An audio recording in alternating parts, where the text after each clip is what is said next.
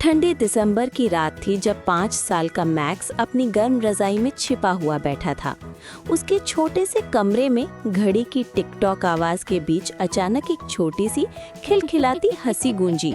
उसे किसी के हंसने की आवाज आई।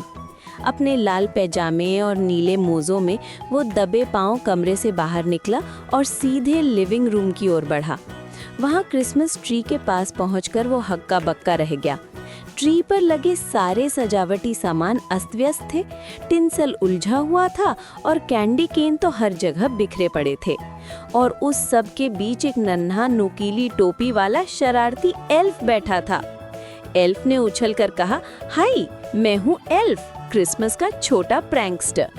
मैक्स डरने की बजाय खिलखिला उठा। एल्फ को देखकर वो बहुत खुश हुआ और बस उसी पल उनकी जादुई क्रिसमस का एडवेंचर शुरू हो गया।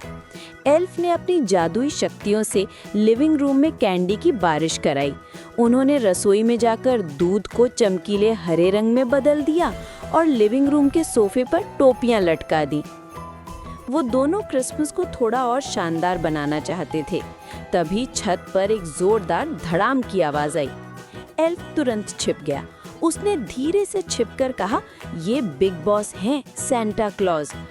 और फिर सीढ़ियों से भारी भरकम सैंटा क्लॉज नीचे उतरे। वो थके हुए लग रहे थे और जब उन्होंने वहाँ बिखरा सामान देखा तुरंत समझ गए। उन्होंने एल्फ को सोफे के पीछे से बाहर निकाला। सैंटा ने मैक्स को देखा, फिर अपनी गिफ्ट लिस्ट की ओर देखा और दुखी मन से बोले, एल्फ की शरारतों के कारण मुझे गिफ्ट बांटने में देरी हो रही है। उन्होंने एल्फ से कहा, मैंने तुम्हें मैक्स को गिफ्ट देने के लिए भेजा था, तुम तो यहाँ उसके साथ मस्ती में लगे हो। एल्फ थोड़ा उदास हो गया। फिर सैंटा हंसकर दोनों से बोले, कोई बात नहीं, क्रिसमस मस्ती का ही तो दिन है। ये सुनकर एल्फ और मैक्स दोनों बहुत खुश हुए। इसके बाद सैंटा और एल्फ ने मिलकर तुरंत अपने जादू का इस्तेमाल किया और सारे बिखरे हुए सामान को ठीक कर दिया। और फिर सैंटा ने मैक्स को उसका गिफ्ट दिया।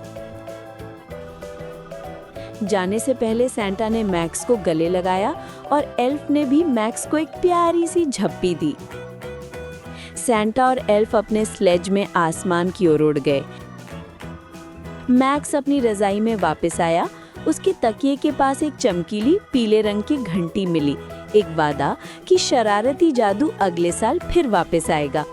मैक्स सो गया। उसके चेहरे पर क्रिसमस की मीठी हंसी थी।